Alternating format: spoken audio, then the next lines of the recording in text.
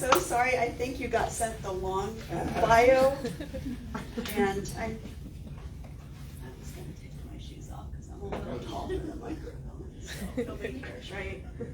All right. Hi. Thank you for coming out. How many writers do we have here?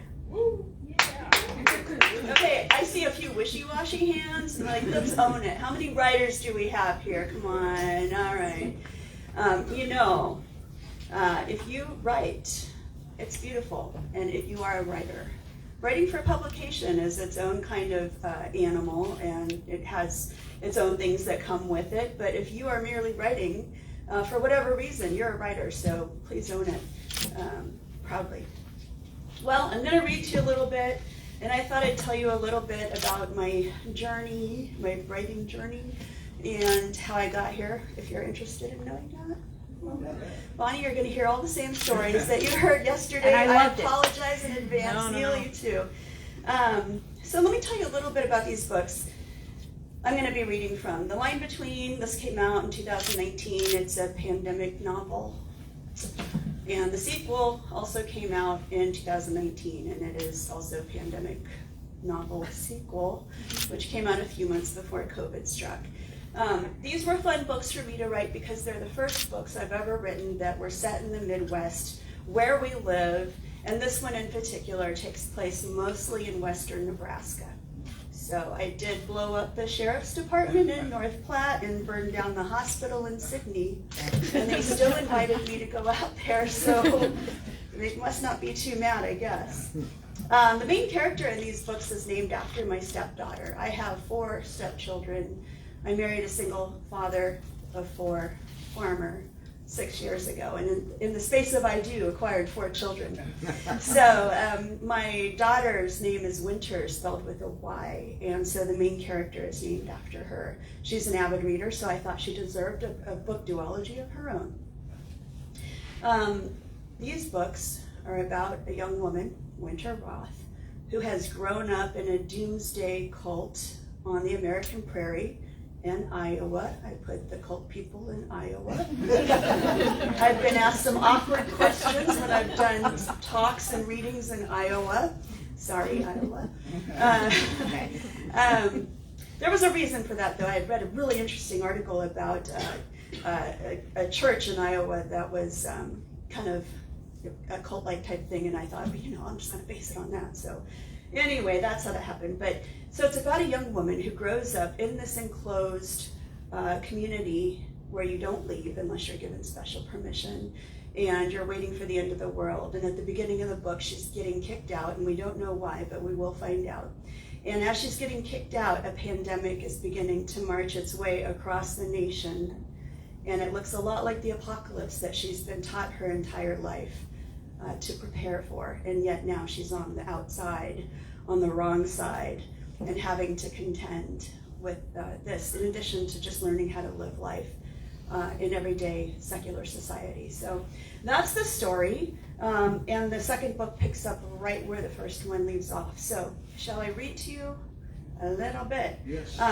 Okay, there is a prologue in which a farmer discovers that his pigs have dug up a carcass from the melting permafrost. So I'm going to skip that this time, but that's what has happened. And these pigs have gotten into something very, very old that is thawed. And that is the beginning, we find out later, of the disease. So I'm going to switch to chapter 1. Iowa, September. Conventional wisdom dictates that there's an insurmountable divide, an entire dimension of eternity and space between heaven and hell. Lucifer managed to make the trip in 9 days, at least according to Paradise Lost. That equates to a distance of about 25,920 miles, assuming standard rules of velocity. But I can tell you it's closer to 1.5 feet, the distance of a step, give or take an inch. Magnus stands near the gatehouse, shirt sleeves rolled up, collar unbuttoned beneath his brown vest. He nods to the guardian in the booth, and the industrial gate begins its mechanical slide. There's a small door to the side of it, just large enough to admit a single person, but I won't be leaving by the narrow gate. My departure must be a spectacle. a warning to those assembled behind me. I can feel their eyes against my back like hot iron, the glares mottled by anger and fear, sadness maybe, but above all gratitude that they are not me. The two guardians stand at my sides, ready to forcibly walk me out in case I balk or my 22-year-old legs give out beneath me. I glance at the one to my right and swear he looks impatient, hungry maybe. It's just before lunchtime. I'm crossing into eternal damnation and all he's thinking about is an egg salad sandwich, and not even a good one. It's Wednesday, Sabbath by the solar calendar. Rosella is managing the kitchen, and that pious sandwich is full of chickpeas without a single real egg in it. The gate comes to a stop with an ominous clang. The road beyond is paved with gravel, a gray part in a sea of native grass strewn with gold and purple flowers in stark contrast to the carefully and beautifully manicured grounds behind me. A meadowlark sings somewhere nearby as a combine rumbles in the distance. I grip the plastic bag of my sparse belongings, a change of underwear, my baby book stripped of its photos, a stone the color of sea glass. Sweat drips down the inside of my blouse as I stare out at that feral scape, at that barren drive through untouched prairie that leads to the road half a mile away. A car idles at the corner waiting for me. Don't look. Don't glance back. That's pride talking. A voice so faint this last decade I wasn't aware it was still in there. Still, I turn. Not because I need a parting glance at the compound I called home for the last 15 years, or even Jacqueline, my sister, but because I need to see her, my niece, truly. I scan the nearly 500 select assembled across the broad drive until I find her small form near the front, her hand in Jacqueline's, curls wafting around her head in the breeze. I'd planned to mouth the words, "I love you," to tug my right earlobe in our secret sign so she'll remember me long after she's told she can never speak my name again, to fight back tears at the sight of hers, to combat her confusion with love. Instead, my heart stops. She's glaring at me, her face pink, growing redder by the instant. I open my mouth to say what I don't know, but before I can, she tears her hand from my sister's and runs away, disappearing into the assembly. "Truly," I gasp, and stagger a step after her. The guardians grab my arms. "No, wait, truly!" I twist against them, plastic bag swinging against my thigh. I can't leave her like this, not like this. It wasn't supposed to happen this way. None of it was. I shift my gaze to my sister where she stands beside the 6 elders. Her cheeks are hollow, features chiseled far beyond her 27 years. "What did you say to her?" I shout as I'm jerked back around and hauled toward Magnus, who stands before the open gate. It's this side of that. "Winter Roth," Magnus says, loudly enough for those behind us to hear, which means he's basically shouting right at me. Gone the brown and gray scruff that was on his chin yesterday. I can smell his aftershave from here. "Please," I whisper, in the space between us, trying to snag his gaze, but he stares past me as though I were a stranger. "Because of your deliberate, prolonged disobedience," his words carry to those behind me, even as the breeze whisks mine away. "Just let me say goodbye. Including the sins of idolatry, thievery, and the willful desire to harm the eternal future of those most vulnerable among us, because you will not hear the pleas of the brethren and refuse repentance, you are hereby delivered to Satan for the destruction of your flesh." I hear the words as though from a distance. I've seen and heard them spoken before. I just never thought they'd be aimed at me. So this is it. There will be no goodbyes. And I realize I hate him. Magnus lifts up his hands. "And so we renounce your fellowship and cast you out of our holy number, even as we pray for the restoration of your salvation, which you forfeit this day. Now as it is bound on earth, so let it be bound in heaven." He lowers his arms as the assembly echoes his words and says, more quietly as he meets my eyes at last, "You have broken our hearts, Winter." He moves away before I can respond, and the guardians walk me to the line as I glance back one last time, but truly is gone. I face the gravel drive before me. One step, that's all it takes to span the distance of eternity. Welcome to hell.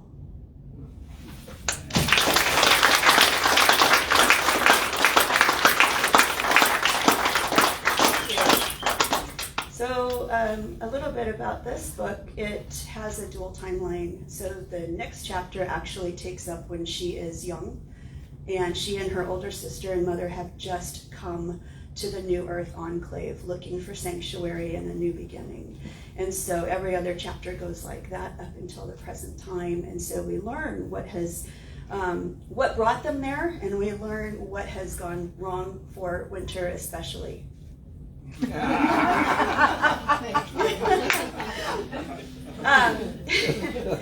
never fails. It's always like me, like with my mouth open and the double chin going. So anyway, a little bit about these books, how the story came to be. Would you like to hear that story? Yeah. Okay. My books are housed with Simon & Schuster, and this particular contract had 2 more books left on it.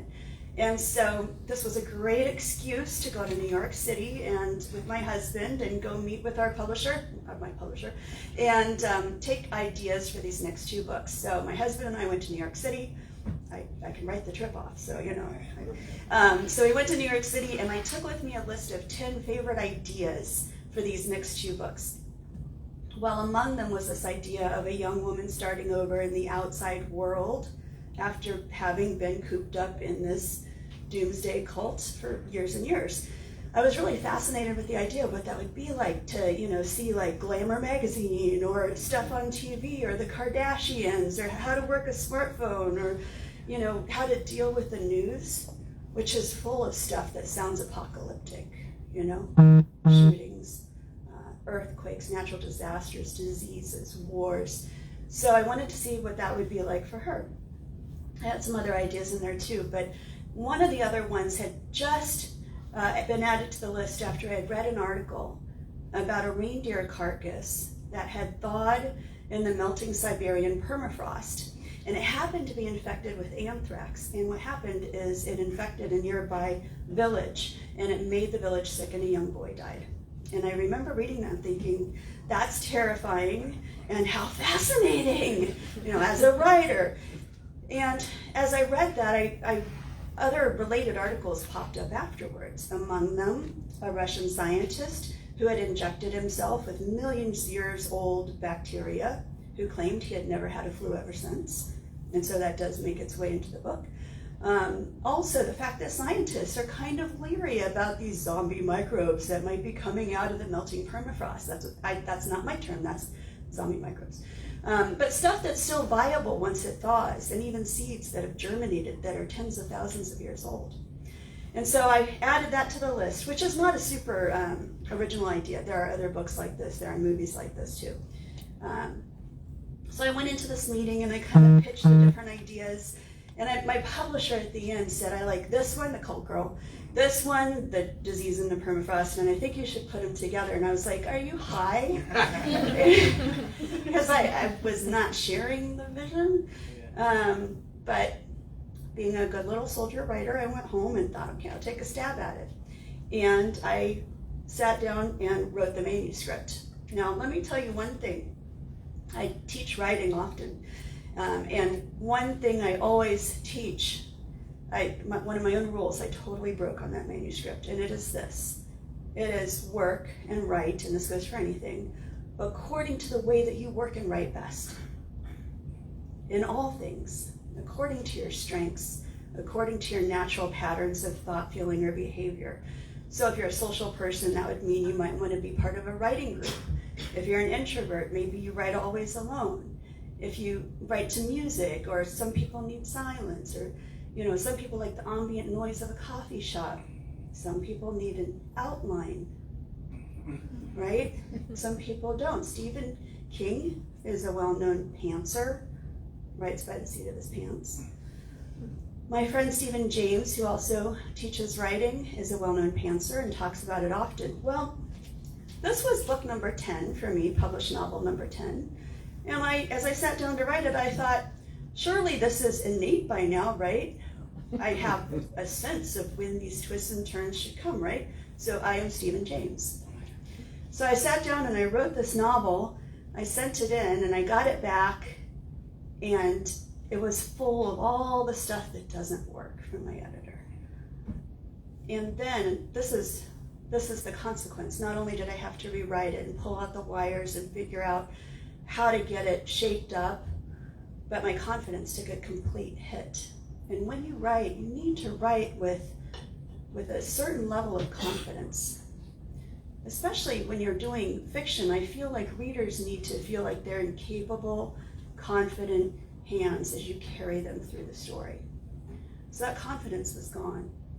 So I sat down and went through it, restructured the whole thing, laid it out against an outline. I like 3-act structure. If you're familiar with 3-act structure, there's lots of good resources on that. Another great resource for fiction writing, especially for novels on 3-act structure, is Saves the Cat Writes a Novel. It's a great book. So laid that out, ended up delaying the whole publication process for the whole team and the catalog by a season, which is 4 months.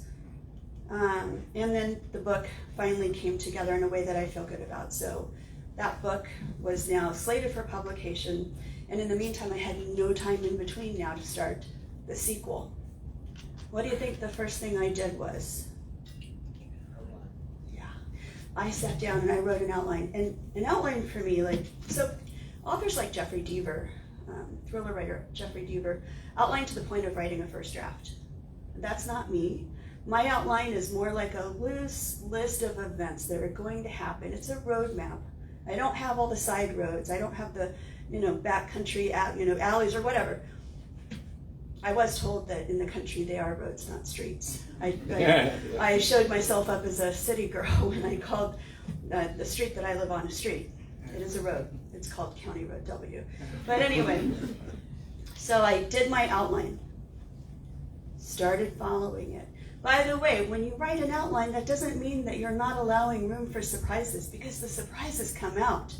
Because there's always a difference between 30,000 feet looking down, right, and boots on the ground running through the alleys. When you realize, you know what, if something popped out around that corner over there, that would be great.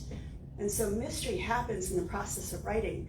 But what people who avoid writing don't realize is you don't get the goodie, you don't get that great mystery, those things that surprise you and happen, unless you're actually in the process of writing. So when we procrastinate, we are robbing ourselves of the opportunity to go in and experience those aha moments where cool stuff happens. So anyway, I was writing along with the outline, and a couple fun things happened. One, I caught myself giggling maniacally a couple times. It was fun again. I was having a great time. And also, I knew that at one point in this story, this character was going to come along. And I knew kind of what his purpose was and what he would do, but I didn't know anything about him until he appeared in the upper floor of an old shop in Gurley, Nebraska. And his name is Otto. And Otto is my favorite character I've ever written. And Otto is nonverbal, he's different, and he's very, very funny. He has a wicked sense of humor. And you would think that writing a nonverbal character with a funny sense of humor would be really hard, but it really wasn't, because he kind of showed up fully formed out of that loose outline. So that was another surprise that came from honoring the way that, for me, that I work best. So anyway, that was great. And then the scary, scary thing happened. Do you guys know what NetGalley is? NetGalley is a site where publishers will upload manuscripts for early reviewers to read before the book comes out. So I got some alert or something showed up on my email or something that basically told me that this book was on NetGalley prior to its publication and garnering reviews already. And I just got my mojo back, and I'm still halfway through writing this one. And it's 4 a.m. And I'm like, don't go look. Don't go read those reviews. Don't look behind the curtain. What do you think I did? I was tempted to go get my husband, because sometimes, when I'm kind of in that vulnerable space, and you have to protect that for yourself, you really do. Sometimes when I'm in that vulnerable space, I'll be like, hey, you, or my oldest son, you, go read that, and, just kind of summarize it, a little bit. And, but it was, middle of the night, so I just kind of wandered over, and took a look, and the reviews were good. And so that night, I literally fell out of my chair onto my knees and put my head on the ground and prayed, thank you. So that was a big lesson for me as far as these two books are concerned. I will tell you a secret real quick about this book. Is anybody reading this book, or has anybody read it? No? Well, you should read it. You know why, too? Because I hid something in here, which is something I normally do, but for once I thought maybe I should share this and tell people about it. So often I'll hide little Easter eggs in my books, but this time I decided to kind of make it public. So I hid a code in here. If you read this book and you think you know what it is, you can go to my website, and there's a menu item that says code, and you click on it and you put the code in and you can see if you're right, and it'll tell you. But you also have to say what the code stands for, and you have to be able to decipher it. So, and people have gotten it right. So it's not really that hard. It's a little hard. All right, so that's a little bit about those two books. Would you like to hear a little bit about how I got started and this whole thing and how this kind of happened? I wrote a lot when I was a kid. I wrote poetry, and I won some awards and things like that, and I always enjoyed it. But I was really dead set on becoming a professional ballerina. And so I used to go dance in Omaha, and as a teenager I danced with the Omaha Ballet. I'd spend my summers in Kansas City and New York. But then one year I had an injury, and it set me back about a year. And ballet is kind of one of those things like gymnastics, where you have to kind of make your way quickly, and while you're young and strong and flexible before you're too injured to do anything more. And so I kind of reevaluated what my path might be, and ended up going off to Smith College in Massachusetts. And I had come back for my freshman year spring break. And I was in the car with my dad, and I was talking about one of my favorite books of all time, The Mists of Avalon. And I was talking about how a great novel is like a roller coaster with twists and turns and emotional loops. And that day I just kind of blurted it out, and I said, Dad, I think I'd like to write a book. And the idea was maybe I could build a roller coaster for somebody else to ride and enjoy. My dad was a professor, he's retired now, of business management at UNL for 35 years. And he said, okay, Tosca, I'll make you a deal. I will pay you what you would have made this summer working at the bank, because I was supposed to be a bank teller for the second summer of a year, and I was miserable at it. Miserable because I'm bad at numbers, bad at math, bad at names and faces. And I remember one time this guy came in, and I was like looking at him, and everybody else could remember the regulars, you know, names and faces and everything. And I'm looking at him like, looks familiar? And finally I looked down at his check, and it's Tom Osborne. But did not click. So Dad said, I'll pay you what you would have made working at the bank this summer if you write your first novel, do it full time, and treat it like a job. And I was like, I'm in. I'm so there. And I had forgotten that he had signed me up to go overseas and study economics for a month, the first month of summer. So I only had two months to do it. So I came back from studying economics in England with a suitcase full of books, research books. And I sat down to write my epic, sweeping, historical novel about the Neolithic people of Stonehenge in 2 months. And I remember thinking, gosh, this seems really hard, and I'm not sure how to organize all this research, and how do I keep it together, and how do I know what kind of names these people called each other, what they wore, ate. And so I did the best I could, and then I wrote it without an outline. It was not a good book, but nobody had told me that 2 months was too short of a period to do this sweeping epic historical novel. And so I did it, because I didn't know that it was impossible. And so working full-time, that's what I did. The following summer, I submitted it to Writer's House, which is a premier agency in New York. And not long ago, I rediscovered my rejection letter from Writer's House, and I had done all the things wrong. In fact, to the point where when I found the letter and read it, I like cringed and died a little inside. because it went like this. Dear Miss Lee, even after reading the 23-page synopsis, only write 1 or 2 pages. 23 is like, I can't even believe they sent me a personal rejection. Even after reading the 23-page synopsis, we're still not sure what this book is about. Your plot, like, I really tried to make sure they knew, too. I even broke another rule. You're not supposed to bind it. You had to print the whole thing, put it in a Kinko's box, and you're not supposed to put a cover on it. I put a cover on it with a picture of Stonehenge, so how could you not know, right? So anyway, we're still not sure what this book is about. Your plot lacks tension. Your characters are two-dimensional, but it is strangely reminiscent of Clan of the Cave Bear. Anybody heard of that book? Yeah. That was one of my favorite books growing up. So what I took away from this rejection letter was that my novel is like Clan of the Cave Bear, and maybe I should do this again. And so started my writing career. That was 1989 when I wrote my first novel. Throughout the 90s, I tried to write another one. I wrote on it for 9 years, never finished.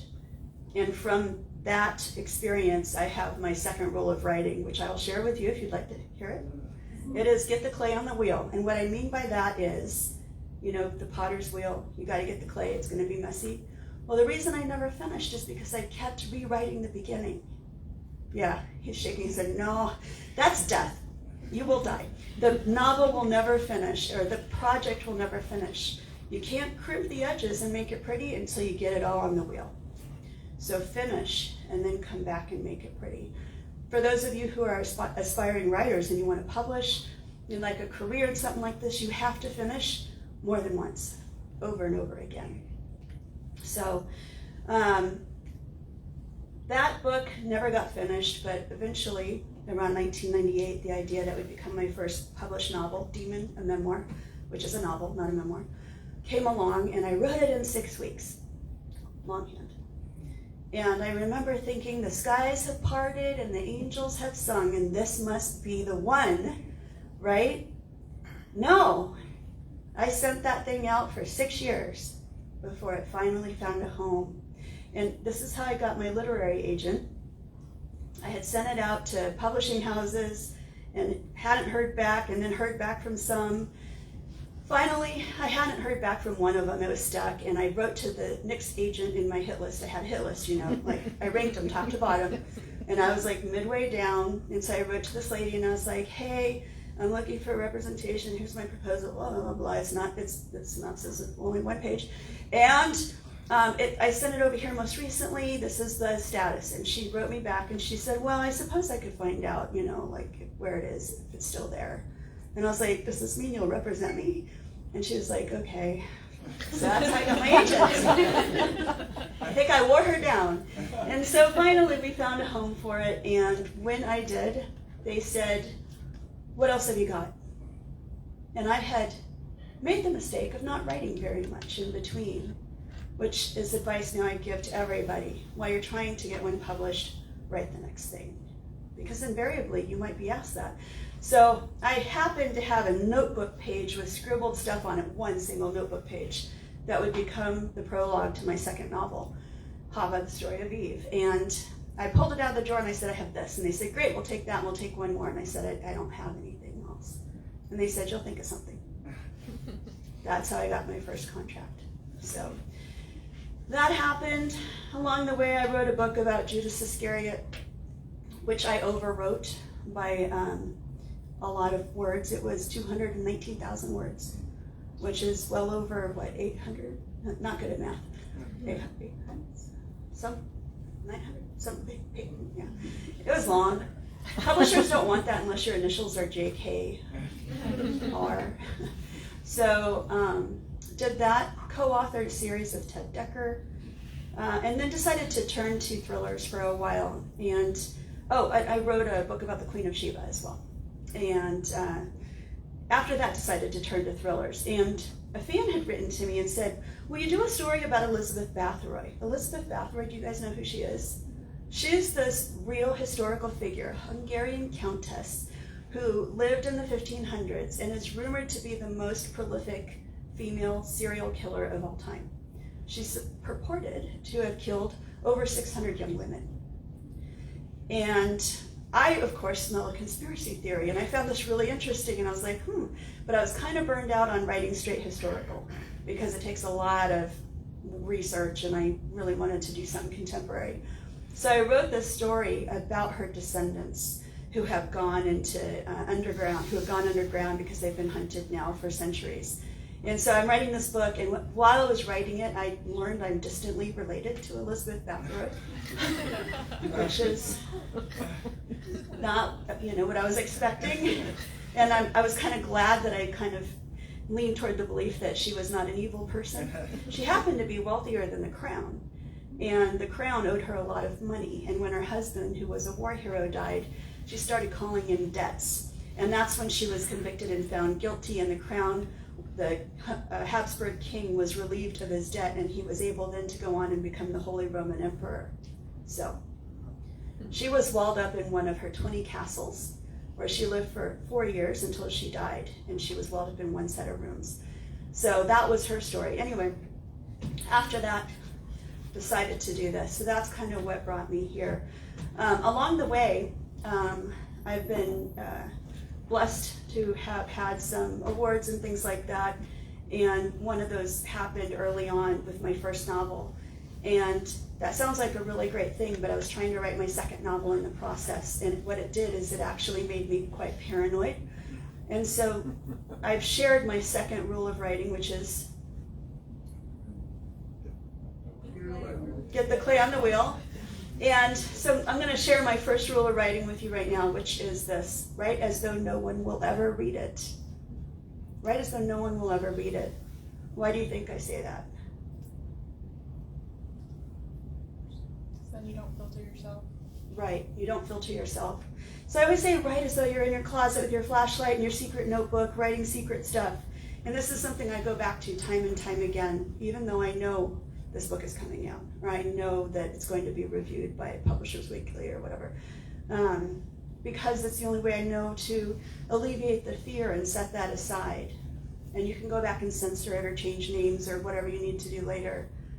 But those are my two best rules for writing. So, do you have any questions for me?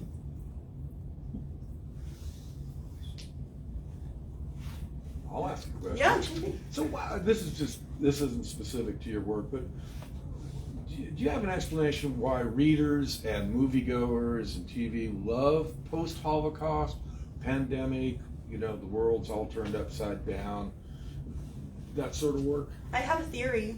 I'd like to hear it, please. Okay. I personally love a good apocalyptic story of any kind, and I really loved writing this apocalyptic duology, and I think it's because our lives are so busy and so noisy, but when you're faced with a disaster like the end of the world or survival, everything becomes very simple. And it comes down to the survival of you and the ones you love and what you have to do. And all the noise goes away.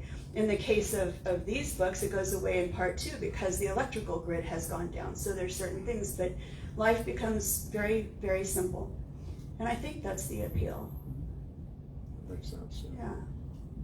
It's really interesting. It's very weird to live through a pandemic when you've just finished writing about one. And I'm asked about some of the similarities that happened in these books. I'll share a few with you. The first hot spot in these books happened in Washington State. And COVID's first hot spot was in Washington State. In the book, people start wearing masks and using hand sanitizer. And it just so happened that we had sent out a bunch of influencer swag bags to, bookstagrammers, reviewers and people who talk about books on social media. And the swag bags, which were like totes kind of like this, by the way, I'm giving one of these away, don't let me forget to tell you, were filled with things like surgical masks, hand sanitizer, quarantine stickers, all this stuff. And so when COVID hit and hand sanitizer was hard to find and masks were hard to find. We happened to have a supply because we'd been sending them out all over. And I had book reviewers write to me and say, I have a mask because of you. And I was like, you're welcome. Give me a good review, please. One of my favorite moments in the line between, by the way, Winter Roth is, she has obsessive compulsive disorder, which is what I also have. And I found it kind of a really nice thing, triggering for sure, to write about. But I felt that it was important because I've had readers share with me how much they feel seen when they see characters that are struggling with a lot of the same things, anxiety, whatever it is. And one of my favorite scenes is when she meets the romantic lead. His name is Chase Miller, and he says, just think, we're two of the only people who are still willing to shake hands today. And she says, Winter Roth, I have OCD.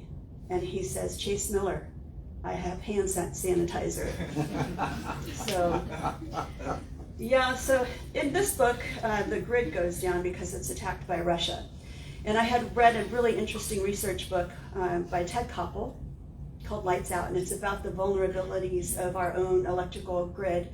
And one of the references they gave was the cyber hacking, the Russian cyber hack on the Ukrainian grid a few years ago. And during COVID, there was an attack on the Department of Homeland Services grid. So I think there's a few other things too, but as a few things kind of went along, it was very odd to watch the toilet paper hoarding. I did not see coming because life is stranger than fiction. Yeah. Anything else? Yeah, I have a question. Yeah. So, do you read a lot while you're writing your novels? Yeah, that's a great question. I know some people who will read, but not in the same genre. My friend Nicole Bart, who's in Iowa, is like that. I know people who will read in the same genre, but not about the same subject. I do, and I do like to read in the same genre because it keeps me in that kind of pacing. So I don't want to read like a slow burn historical novel if I'm trying to write something that will keep people up at night, which is my sole goal. I want people to stay up too late at night. And you know why? Because readers want that. They secretly want to be kept up all night and call into work sick or not show up for school. And whenever somebody says to me, I called in sick to work and didn't show up to school, I'm like, yes. Not that I encourage that, but it's a secret little notch in my belt every single time I hear that. It makes me really happy. So I did just sell a new book, a World War II novel about the Bataan Death March, which is a kind of new departure for me. I wrote it with my friend Marcus Brotherton, and that comes out May of next year. So that's about 3 teenage boys from Mobile, Alabama, who enlist in 1941, and they are stationed in the Philippines, and then Pearl Harbor happens, and they're plunged into war, and then they become part of this chapter of history that takes place there in the largest American Allied surrender in history. So that's been educational, and I really love that story. I'm excited for it. What's your daily writing process? Daily writing process? I'd like to say I'm a really disciplined person, and I'm not. I'm really not.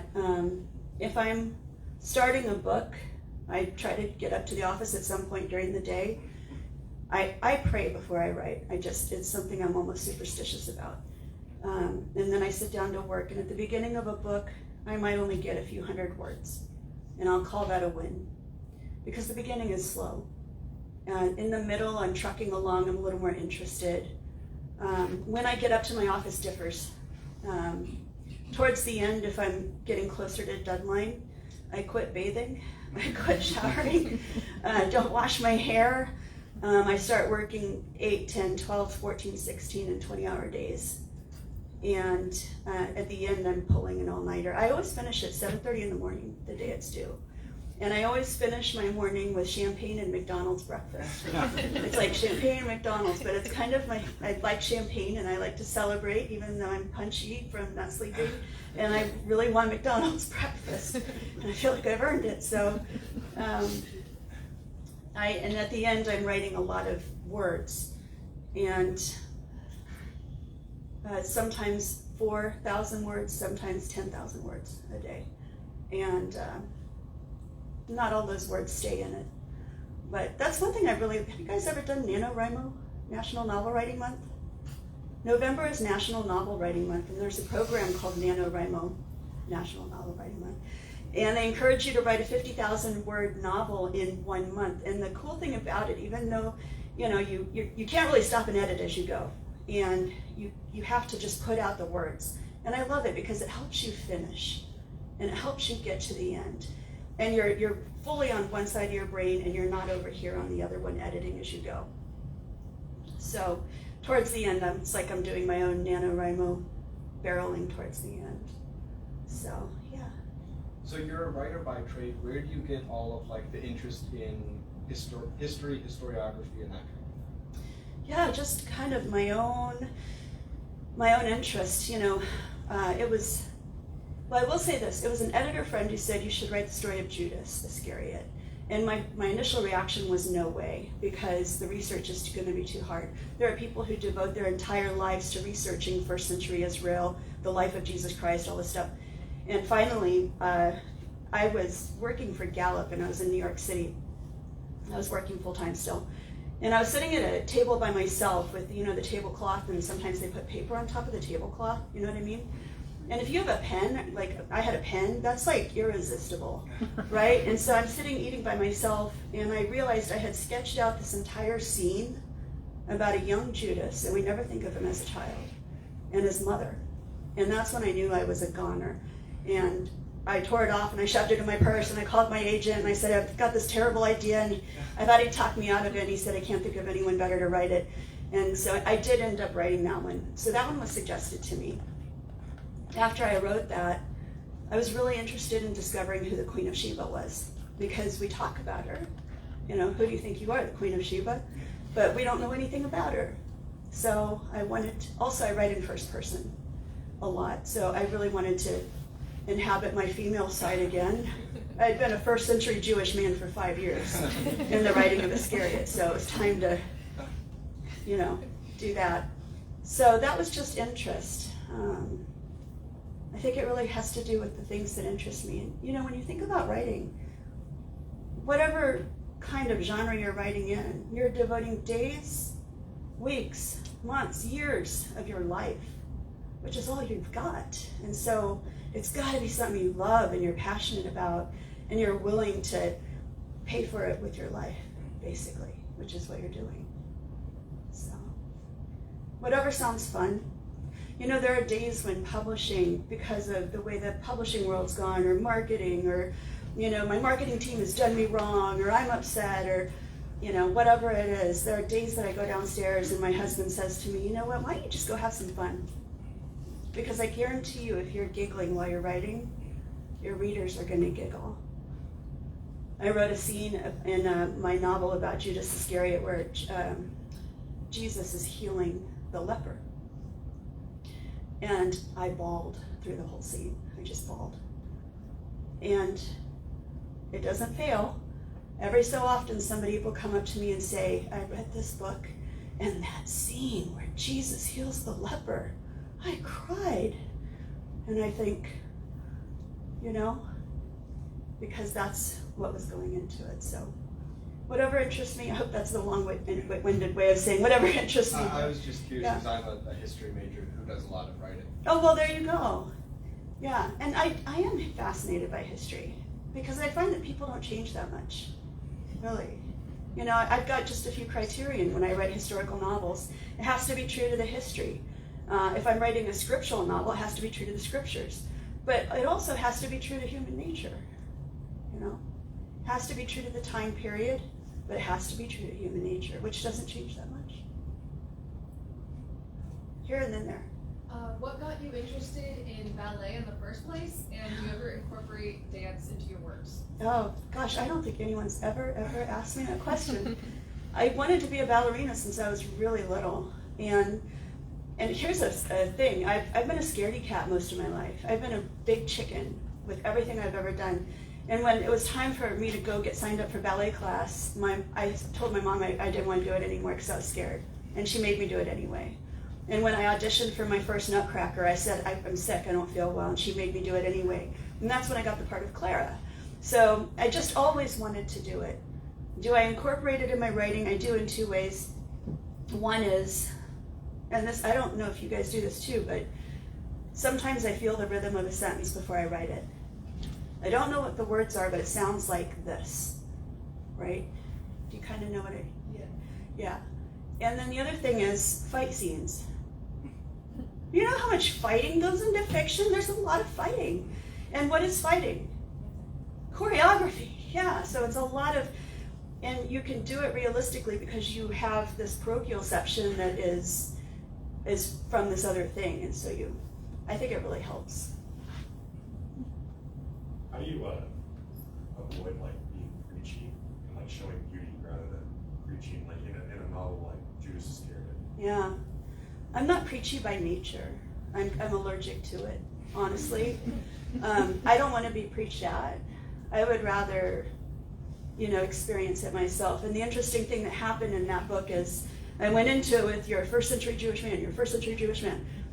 A third of the way through the story, as Judas becomes disillusioned with the way things are going and the way he thinks they should go, I realized I was bringing my own disillusionments about things in my life that hadn't gone the way that they should.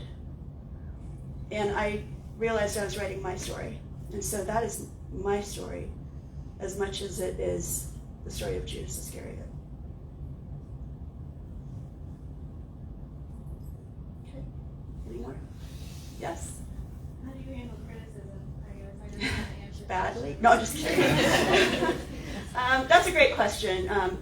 When I teach writing, one of the things I talk about is having a philosophy about criticism and rejection. If criticism is helpful, and if you hear it more than once about something, then there's a pattern, and you can use that. I will remember, though, my very first 1-star review on Amazon. It said that my book was written with the deftness and wit of an inebriated 2-year-old. And I remember my heart started palpitating, and my heat went up to my cheeks, and I was like, and since then, have I grown a thicker skin? No. And I don't tell anybody to, because if you don't have one, you're not going to develop one, because people don't really change that much throughout life. That's why you always write according to your strengths and work according to how you work best. But what I do say is, if people are mean to you, if they're just mean and vitriolic like that, they're telling you more about themselves than they are about your writing. And so then you can have some empathy or compassion even for them. Yeah.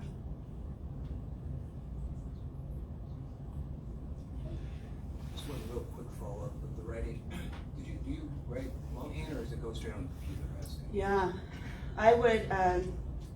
I wrote my first novel longhand, and I would love to write all my novels longhand, but I type very fast, and now I'm so used to doing it that I just type it. My friend Nicole Bart, she's a close writing friend of mine, she writes all of hers longhand. She always gets a new notebook, her favorite pen. Everybody has a favorite pen. Have you noticed? And they're passionate about their pens. And she gets her favorite pen, and she does it all longhand. So I think, once again, it's very, very much a matter of preference. I will say, if you're ever stuck and you've got writer's block, which I kind of don't believe in, but it is, you can get stuck. A great thing to do is to grab your notebook and grab a pen and start writing by hand, because it's visceral, and then you're getting more visceral, good emotional stuff. I think that does really work.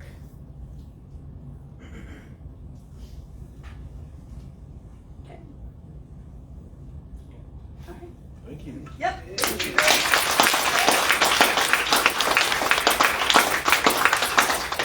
If you want to win my tote bag, there's a sign up for my newsletter, and my newsletter is not spammy. It has fun stuff, and has pictures of my 160-pound dog and stuff like that. So if you'd like to be entered to win, sign up for my newsletter, and we'll give one of these away.